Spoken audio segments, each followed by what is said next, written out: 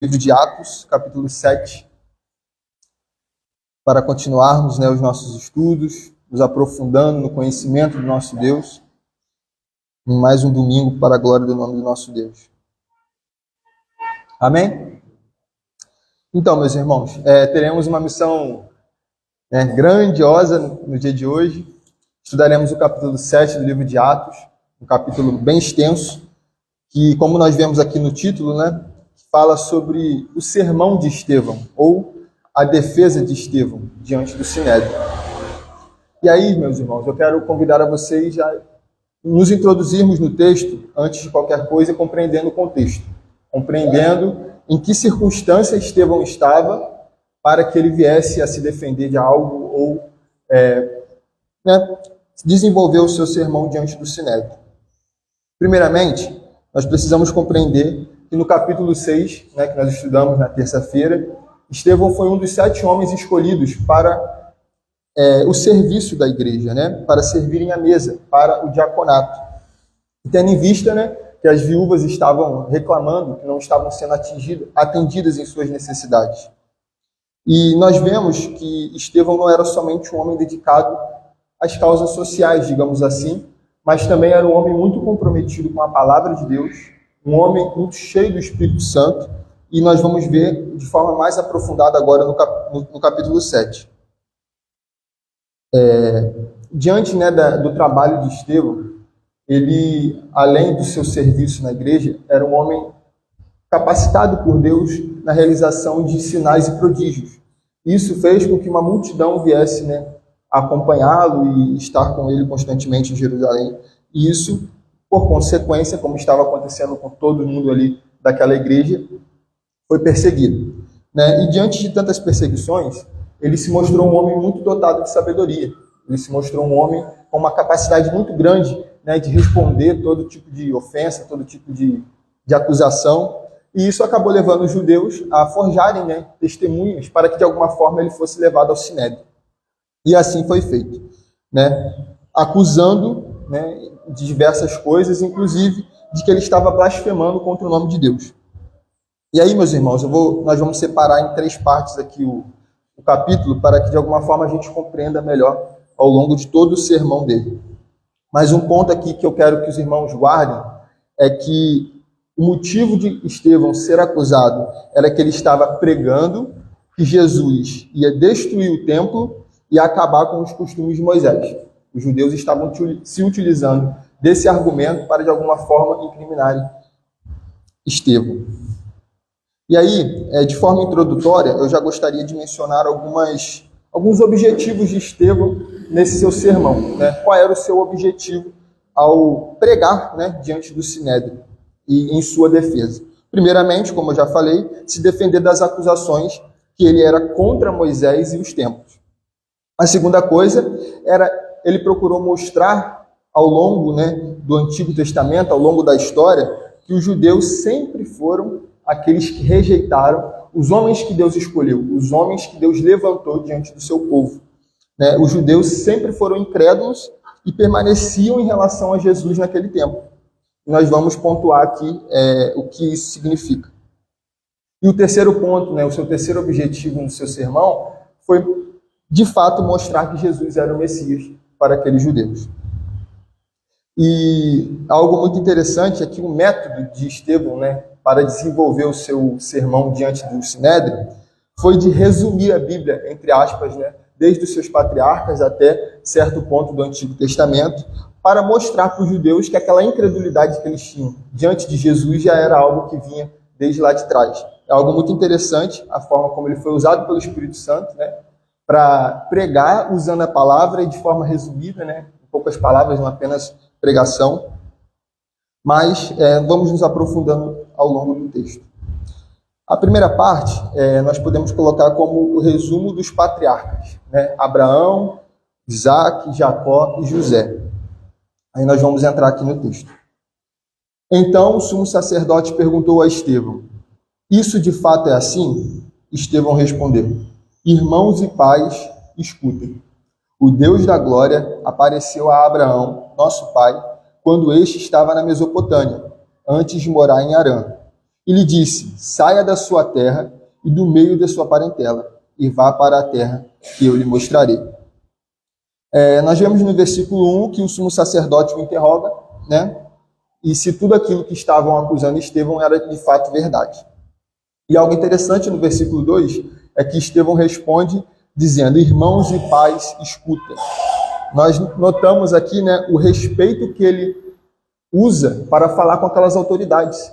Mesmo diante de tanta discordância, de tanta perseguição, ele não faltou com respeito, né? Ele se achega aos judeus como pais, né, em relação às autoridades, e irmãos, porque eram judeus.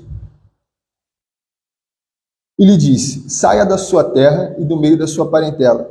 No caso, né, o Deus da glória apareceu a Abraão, nosso pai, quando este estava na Mesopotâmia, antes de morar em Harã. E lhe disse: saia da sua terra e do meio da sua parentela, e vá para a terra que eu lhe mostrarei.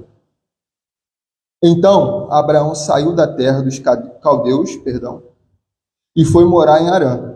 E dali, com a morte de seu pai, Deus o trouxe para esta terra em que vocês agora estão morando. O que Estevão começa introduzindo no seu sermão é que a terra não era o ponto central, né, da relação de Deus, entre Deus e os homens. Deus, ele apareceu a Abraão no mínimo 2 vezes, sem que Abraão já estivesse na terra que lhe pertencia. E o que ele está querendo dizer aqui é que, de fato, os judeus estavam tratando a terra ali como a terra sagrada, né, mas como se ali fosse o único lugar em que Deus se manifestasse. E ele já introduz o seu sermão falando de Abraão, e que Deus esteve com Abraão, falou com Abraão, mesmo ele não estando na terra que lhe pertencia. Versículo 5. Nela não lhe deu herança, nem sequer o espaço de um pé, mas prometeu dar-lhe a posse dela, e depois dele, a sua descendência, embora Abraão ainda não tivesse filhos. Aqui ele destaca a fé de Abraão, né? Que Abraão passou a morar em uma terra que ainda não lhe pertencia, mas por fé ele cria que Deus viesse a dá-lo, né, posteriormente. E a terra, apesar de não ser o tema central, de alguma forma Estevão está falando aqui da sua importância, pois a terra era prometida, né? A terra era a terra santa, o lugar de revelação de Deus.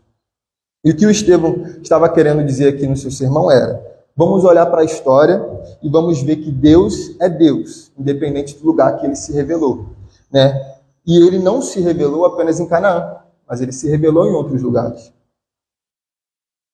E Deus falou que a descendência dele seria peregrina em terra estrangeira, onde seriam escravizados e maltratados durante 400 anos.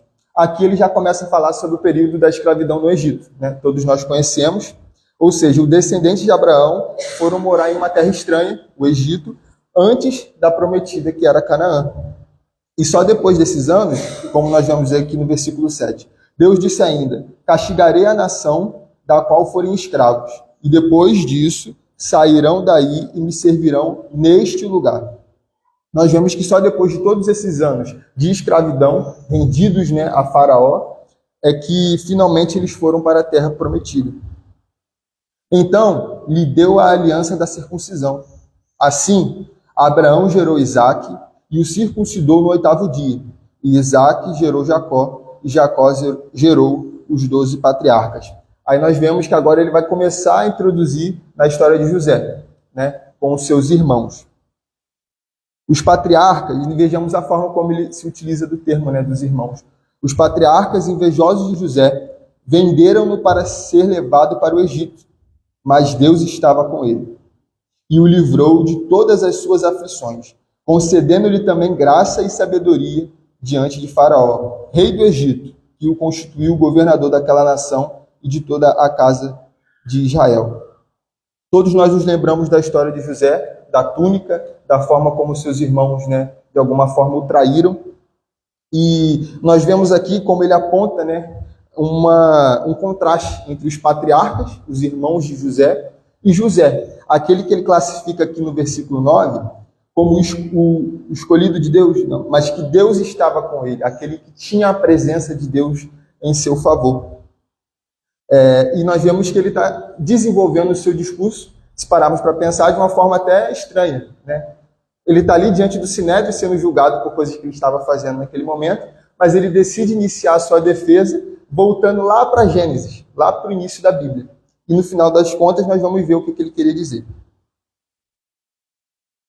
Nós vemos que os patriarcas invejosos de José venderam-no para ser levado para o Egito, mas Deus estava com ele. Versículo 10. E o livrou de todas as suas aflições, concedendo-lhe também graça e sabedoria diante de Faraó, rei do Egito, que o constituiu governador daquela nação e de toda a casa de Israel. Estevão aponta aqui para a exaltação de Deus em relação a José, que apesar de José ter passado por todo aquele tipo de sofrimento, ele acabou sendo exaltado de sobremaneira pela parte de Deus, né, da parte de Deus, se tornando até mesmo governador daquela terra. E Deus, de alguma forma sobrenatural, reverteu aquele plano maligno dos irmãos, dos patriarcas, como ele aqui fala, em bênção, né? De certa forma, alegria para José. E ele vai, de alguma forma, falar agora da fome que afligiu o povo do Egito e o desfecho da história de José, do 11 ao 16. Depois houve fome e grande sofrimento em todo o Egito e Canaã, e nossos pais não achavam o que comer. Mas, quando Jacó viu que no Egito havia trigo, mandou pela primeira vez os nossos pais até lá. Na segunda vez, José se fez reconhecer pelos seus irmãos, e o faraó veio a conhecer a família de José. Então José mandou chamar Jacó, seu pai, e toda a sua parentela, isto é, 75 pessoas. Aqui há uma discordância, né, de que lá no Antigo Testamento está 70, ele falou que com 75, ninguém sabe ao certo o que ele queria dizer com esses 5 a mais, mas enfim, isso não é algo, né, central aqui no nosso estudo. Cadê? Me perdi. 15. Jacó foi para o Egito e ali morreu, ele e também os nossos pais. Depois eles foram transportados para Siquém e postos no túmulo que Abraão tinha comprado dos filhos de Amor, em Siquém, pagando um certo preço. Em poucos versículos nós vemos que ele resumiu o livro de Gênesis, né, desde Abraão até José, e nós precisamos aqui nos atentar aos motivos, né, por que ele fez isso, né, diante do Sinédrio. E aqui, em primeiro lugar, eu coloco que os judeus estavam achando que ali era um lugar sagrado, no sentido de que Deus só manifestava a sua glória, só se relacionava com o seu povo naquele lugar. Ou seja, Estevão mostra, através dos patriarcas, né, que isso não é verdade e que a terra não possui a centralidade que eles achavam. Em segundo, ele mostra que os templos vieram centenas de anos depois. Os judeus estavam colocando uma expectativa na reconstrução do templo de Jerusalém. E aí ele está mostrando que Deus ele já tinha feito alianças com o seu povo, ele já tinha feito promessas ao seu povo, muito antes dos templos existirem, muito tempo antes, dos templos serem construídos. E que Deus ele podia e pode ser adorado fora dos templos, né? Ele está mostrando para os judeus a luz da palavra, né? Através de uma ferramenta que eles tinham muito conhecimento, que eles estavam errados em tudo aquilo que eles estavam falando.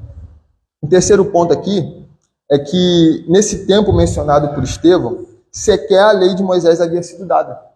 Ou seja, todo aquele apreço por parte dos judeus em relação à lei, em relação à liturgia, em relação aos rituais, Estevão está mostrando que Deus não dependia disso para se relacionar com os homens, né? Antes de qualquer existência da lei, Deus já se relacionava com os homens, com o seu povo, com aqueles, né, que ele escolheu se relacionar.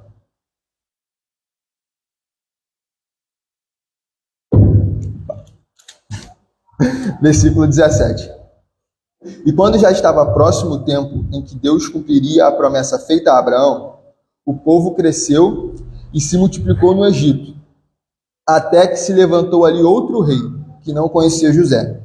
Este outro rei tratou com astúcia a nossa gente e torturou os nossos pais, a ponto de forçá-los a abandonar seus meninos recém-nascidos para que não sobrevivessem. Nós vemos aqui que agora ele está falando do início do livro de Êxodo, né?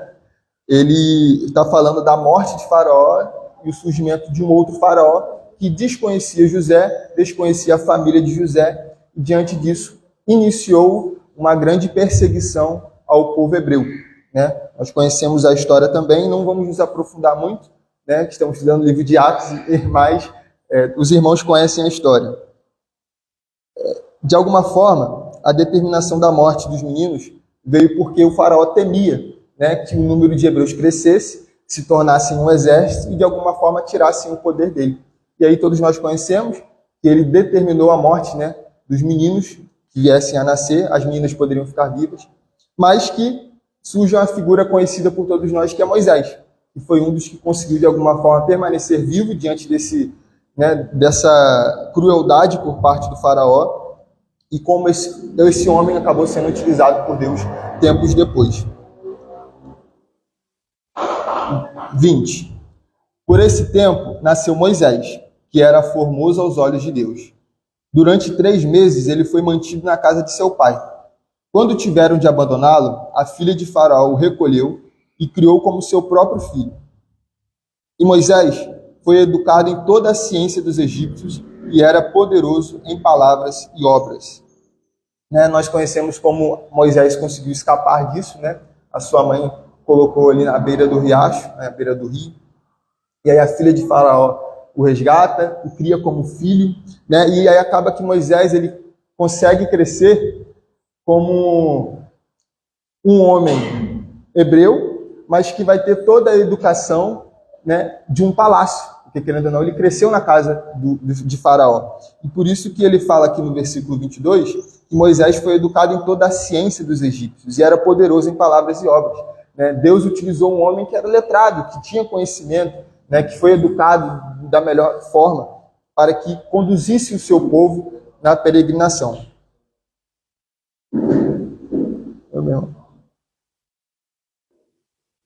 Quando completou 40 anos, Moisés teve a ideia de visitar os seus irmãos e os filhos de Israel. Vendo o homem ser maltratado, saiu em defesa dele e vingou o oprimido matando o egípcio. Ora, Moisés pensava que seus irmãos entenderiam que Deus queria salvá-los por meio dele. Eles, porém, não entenderam.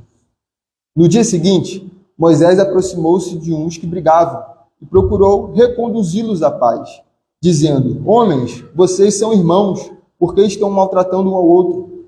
Mas o que agredia o seu próximo repeliu Moisés, dizendo: Quem colocou você como chefe e juiz sobre nós?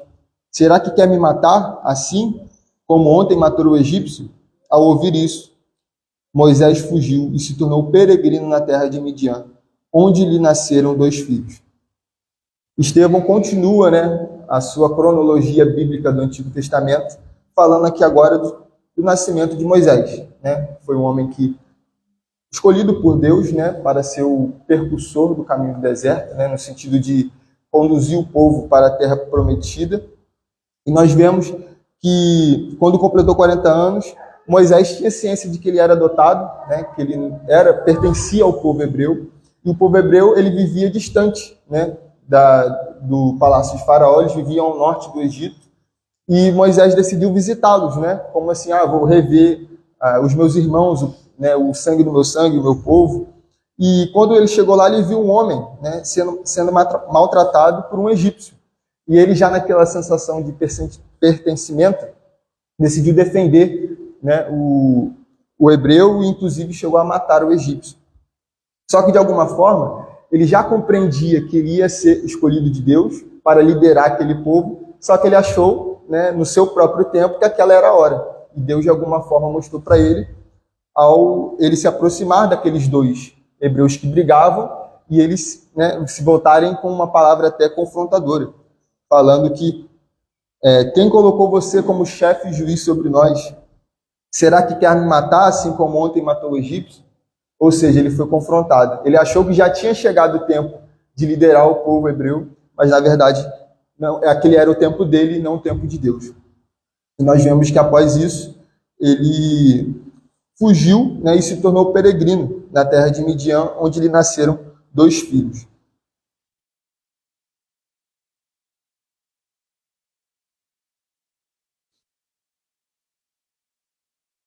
30.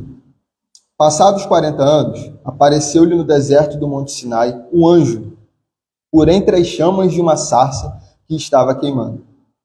Moisés ficou maravilhado diante daquela visão, e aproximando-se para contemplá-la, ouviu-se a voz do Senhor que disse: Eu sou o Deus dos seus pais, o Deus de Abraão, de Isaque e de Jacó. Moisés, tremendo de medo, não ousava contemplar a sarça.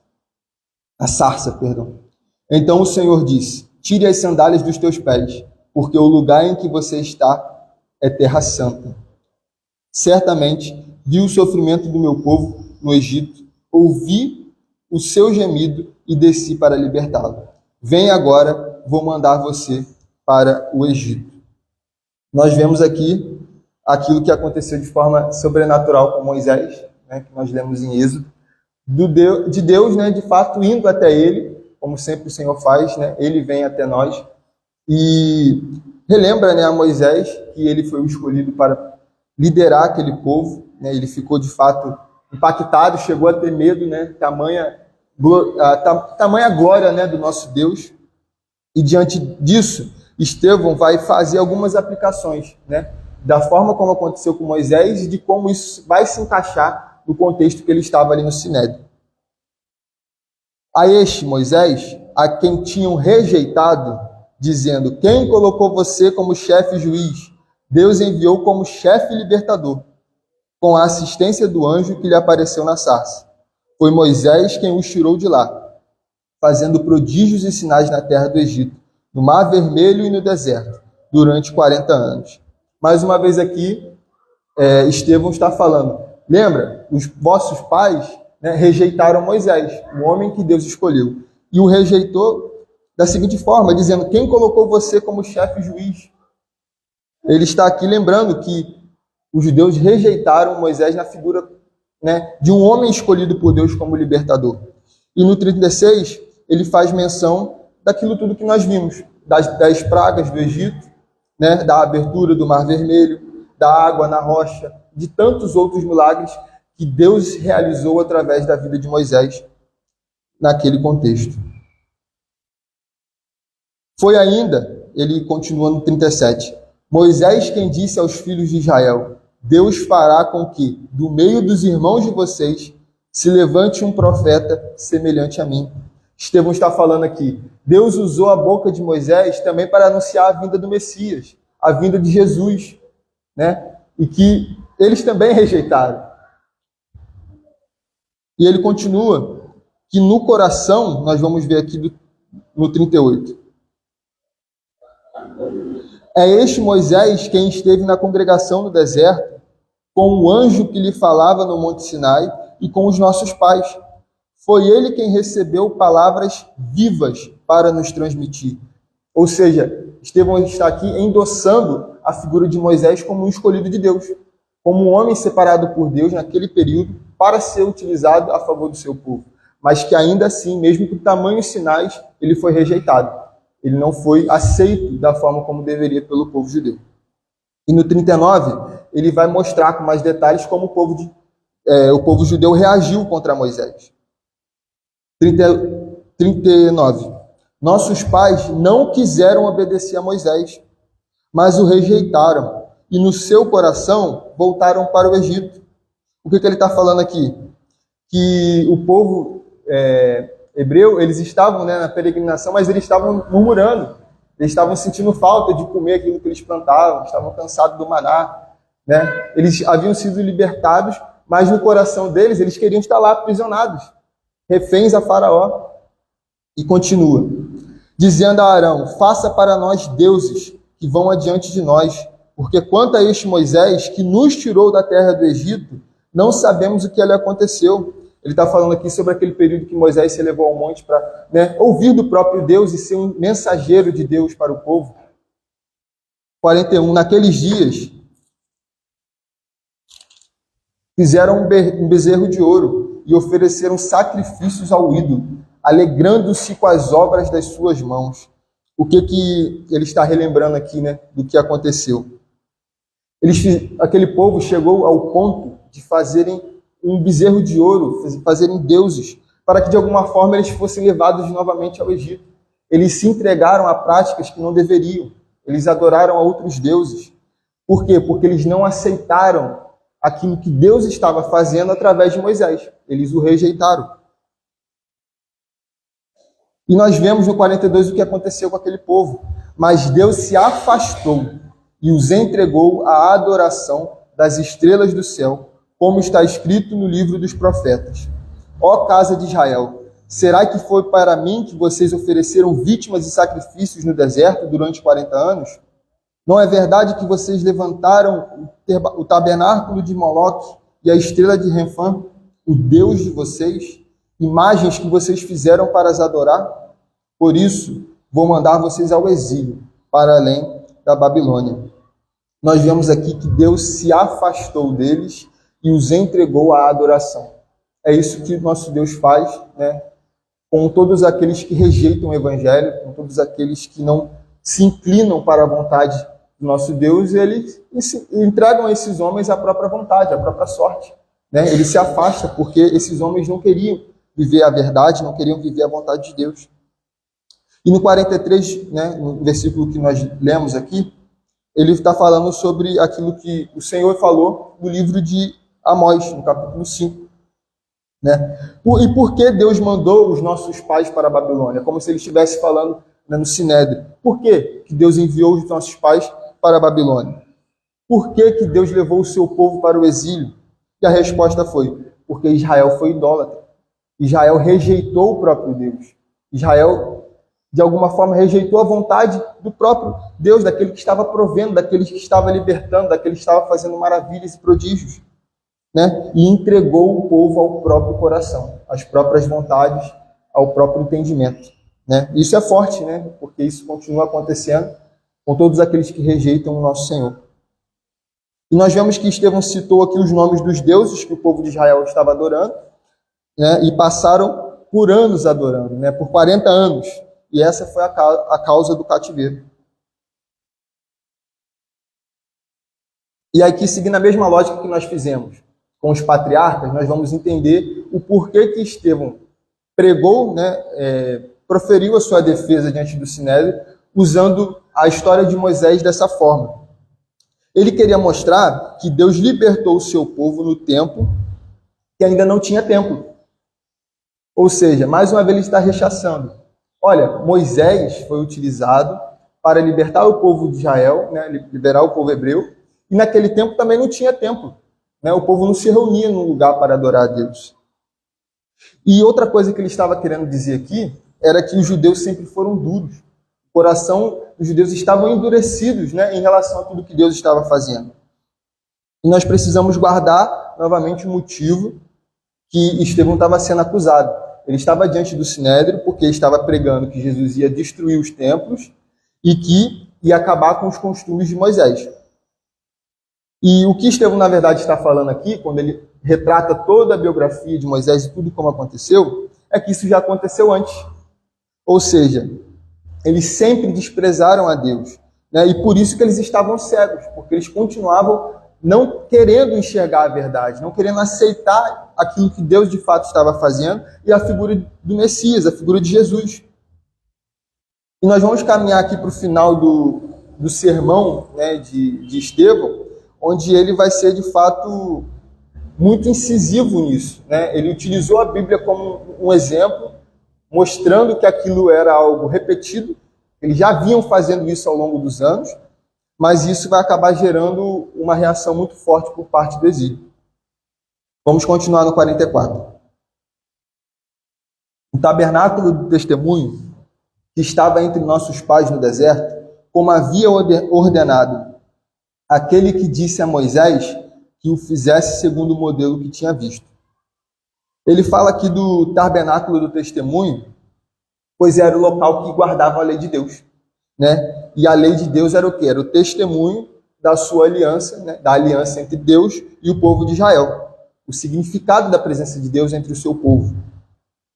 E nós vemos no 45 também os nossos pais, como Josué, tendo recebido o tabernáculo, o levaram quando tomaram posse das nações que Deus expulsou da presença deles. Nós vimos, né, ao longo do Antigo Testamento que Josué colocava, né, o tabernáculo como um sinal de guerra, né? Colocava à frente dos frontes de guerra, e aquilo ali causava temor nos adversários, né? Porque era algo realmente sobrenatural. E sabemos como aquilo foi utilizado, né? Na guerra como posse, como vontade de ter.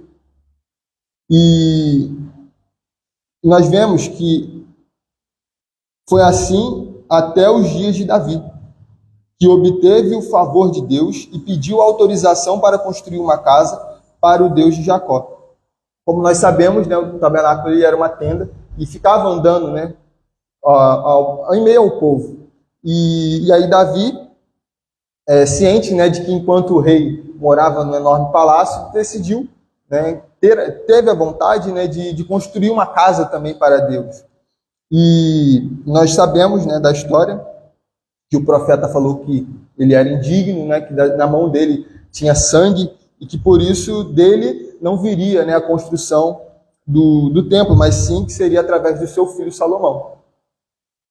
E nós já conhecemos e sabemos como vieram riquezas de todo canto para a construção do templo, né, feito com tanto ouro que a prata nem era pesada, né? Eles nem pesavam a prata, já que ela era insignificante em meio a tanto ouro, em tanta riqueza, em meio a algo realmente muito maravilhoso, mas que foi completamente destruído, né?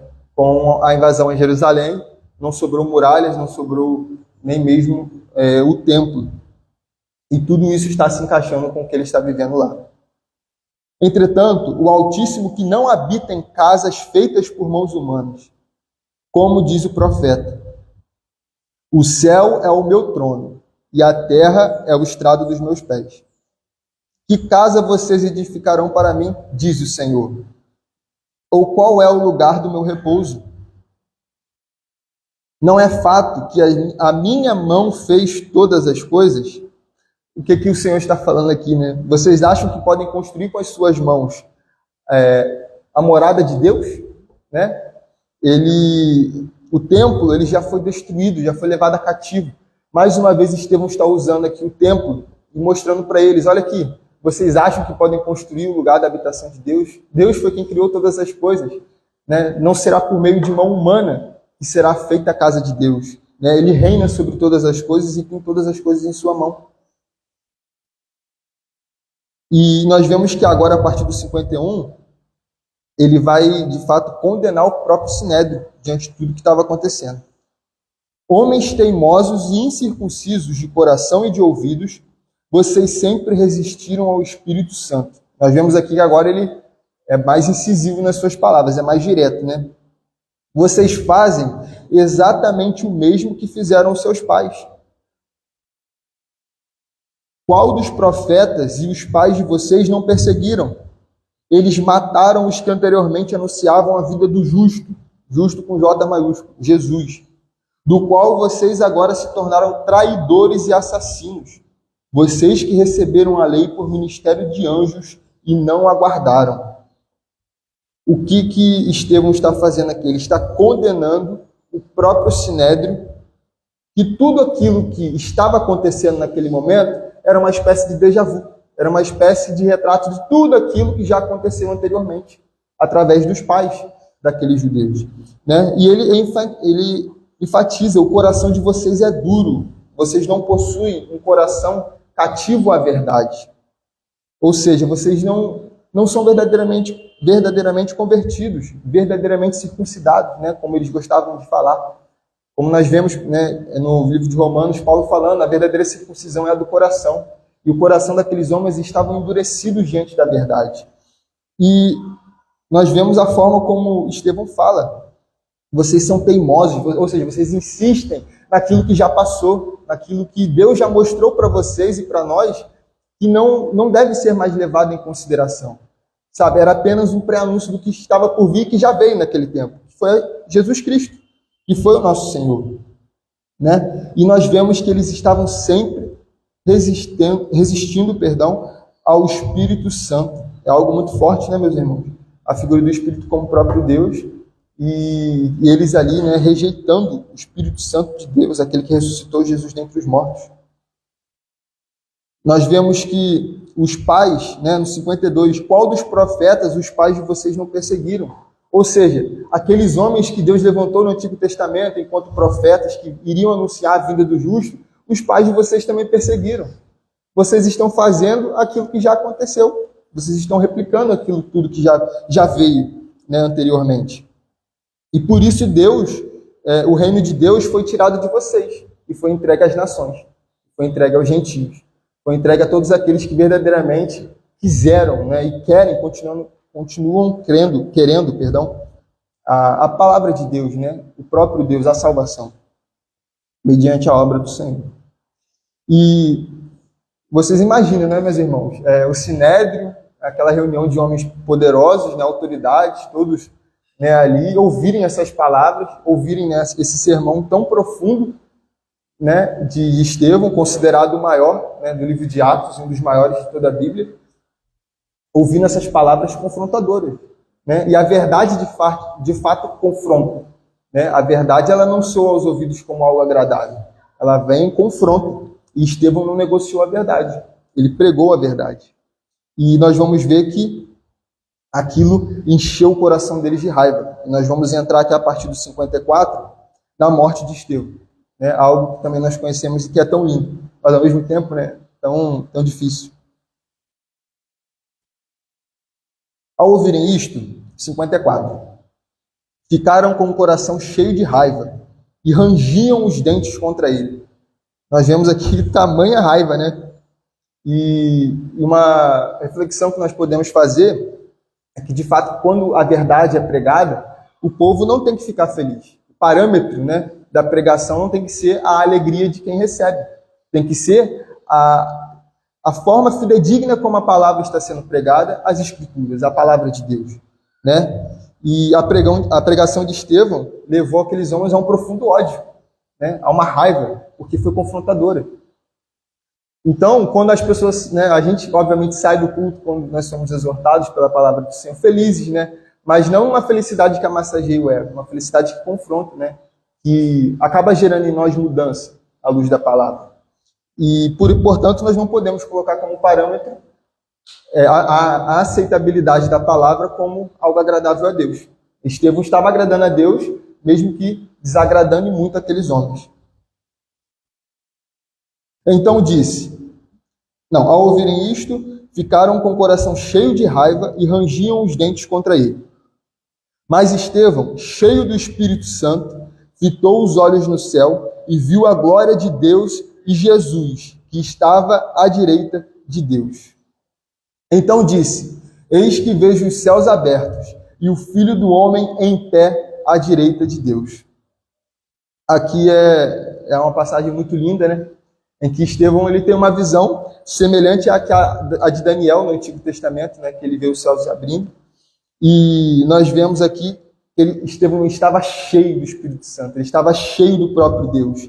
Né? E nessa visão, Jesus, que ele coloca aqui como o Filho do Homem, de fato em referência ao profeta Daniel, pela mesma visão que teve, estava em pé à direita de Deus. E aqui é algo muito interessante, né, que eu fui muito impactado estudando, porque todas as vezes que nós vemos menção, né, a esse tipo de visão na Bíblia, nós vemos Jesus assentado à direita de Deus, né, e não em pé. Aqui ele coloca como em pé. E por quê? Uma das linhas de interpretação desse texto é que Estevão já estava vendo Jesus em pé, aguardando a chegada do seu servo. O aguardando, né, porque sabia que ali eram seus últimos momentos nessa terra. E que ele estava ali em pé, como se esperando o seu servo que foi fiel até a morte, né, e que deu a própria vida pelo Evangelho. Algo muito lindo. É verdade. E eles, porém, gritando bem alto, taparam os ouvidos e, unânimes, avançaram contra ele. E, expulsando-o da cidade, o apedrejaram. As testemunhas deixaram as capas deles aos pés de um jovem chamado Saulo. E, enquanto o apedrejavam, Estevão orava, dizendo: Senhor Jesus, recebe o meu espírito. Nós vemos aqui, né, que apedrejaram a Estevão, e estudiosos apontam que essas pedras eram de fato pedras grandes, não eram pedregulhos, não eram pequenas pedras, né, ao ponto de levar um homem à morte. De fato foi algo assim, motivado por tamanha raiva, né, o homem chegar e pegar uma pedra assim, para atacar no outro. E nós vemos aqui também a figura, né, de de Saulo primeiro sendo mencionada e que depois nós vamos falar sobre ele. E vemos que as primeiras pessoas a pegarem em pedras foram as próprias testemunhas. Nós vemos aqui como elas eram, né, fraudulentas, não eram testemunhas fidedignas, porque as testemunhas deixaram as capas deles aos pés de um jovem chamado Saulo, e enquanto o apedrejavam, Estevão orava dizendo: Senhor Jesus, recebe o meu espírito. Outra coisa muito linda, né, meus irmãos? Estevão, diante da sua própria morte, diante do sofrimento, né, físico, né, tomando pedradas, orava. E aqui nós vemos o evangelho, né, que causa furor em uns, que causa de fato uma raiva, mas que em outros causa uma plena paz. Resulta, né, num coração que descansa verdadeiramente, que entende que não está só, mas que tem o próprio Deus a seu favor. E a oração de Estevão como algo muito lindo, né, para que Deus viesse a não condenar por causa do pecado daqueles homens, né? Senhor Jesus, recebe o meu espírito. Então, ajoelhando-se, gritou bem alto: Senhor, não os condenes por causa deste pecado. E depois que ele disse, morreu. E Saulo consentia a morte de Estevão. Nós vemos aqui que Estevão, né, de alguma forma, morreu da mesma forma que o nosso Senhor. Ele morreu pedindo para que Deus não condenasse os homens responsáveis pela sua morte. E aqui nós vemos Saulo, né, que posteriormente será Paulo, presenciando tudo aquilo, né? E pouco tempo depois vai ser mais um dos homens alcançados pela graça e tão usado por Deus, né? Gostaria de trazer 5 grandes ensinamentos que nós tivemos, né, ao longo desse capítulo, mas de forma rápida e resumida. Primeiro, a centralidade da Bíblia, né? Nós vemos que o sermão de Estevão foi a palavra de Deus. Ele pregou de Gênesis, né, até todo o Antigo Testamento, chegando a Jesus e enfatizando: o que converte é a palavra de Deus. O que muda é a palavra de Deus. O que convence o homem é a palavra de Deus, é o próprio Deus. Portanto, os homens eles podem usar os seus métodos para encherem as igrejas, né, para conseguirem membros, mas aquilo que de fato vai converter o homem do pecado, da justiça e do juízo é o próprio Deus através da sua palavra, né, através da sua ação. E segundo ponto, Estevão estava cheio do Espírito Santo. É lindo nós vermos, né, como esse homem, um homem de fé, né, pregou o evangelho com tamanha autoridade. Aquele homem não estava por si só, era o próprio Deus agindo através da vida dele. E nós vemos como ele não negociou a verdade em nenhum momento. Ele pregou a palavra de Deus de forma muito fidedigna e escolheu ser fiel até a sua própria morte.